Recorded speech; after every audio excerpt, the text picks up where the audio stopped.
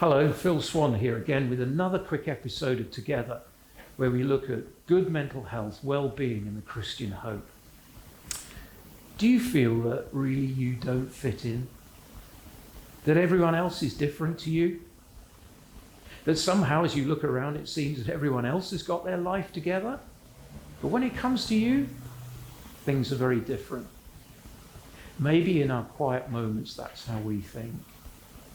We can live under the impression that somehow, for whatever reason, life has put us in a place where we're different.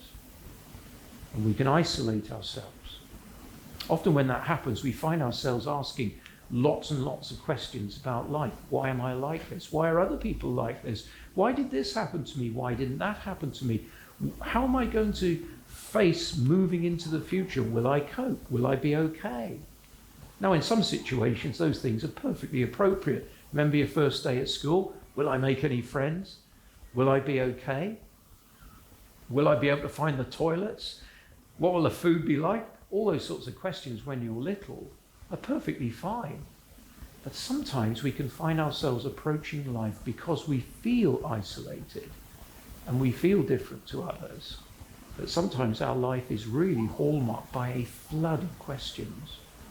In fact, we can find ourselves overthinking life instead of living life and enjoying life. And when we overthink, invariably the thoughts that we overthink with become thoughts that lead us to fear.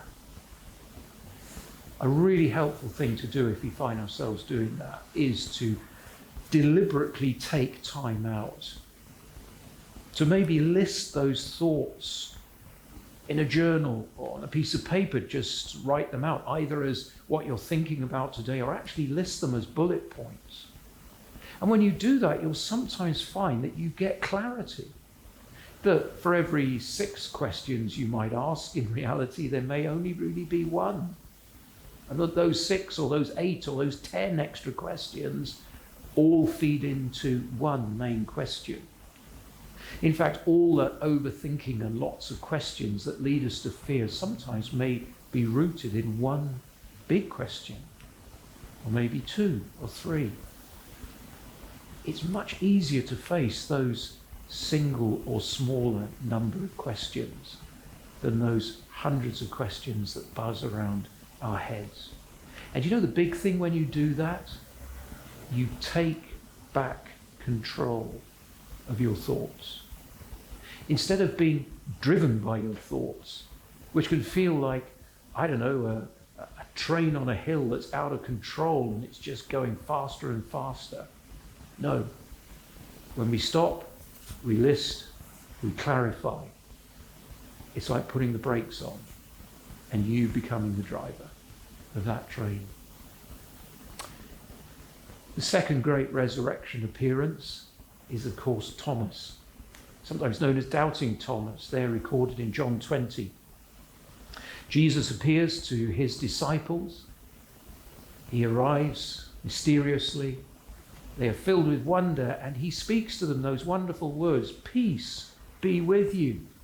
It's the first thing they heard after Jesus' resurrection. It was a wonderful occasion, except not for Thomas, because Thomas, for some reason we're not told, wasn't there.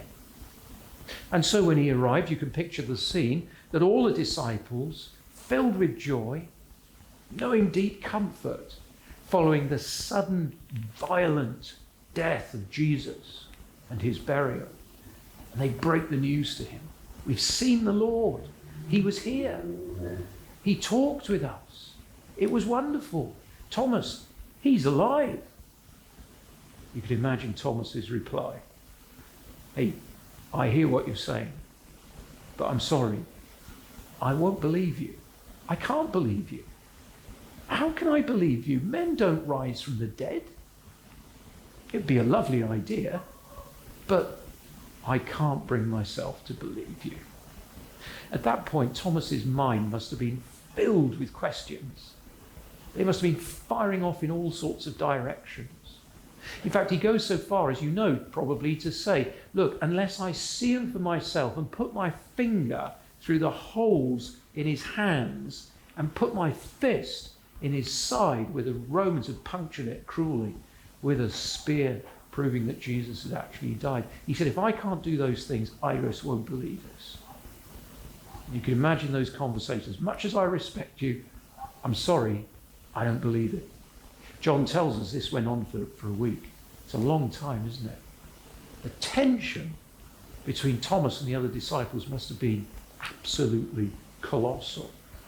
And the tension within Thomas must have been huge. Until a week later, Jesus appears again to the disciples, but this time Thomas is there.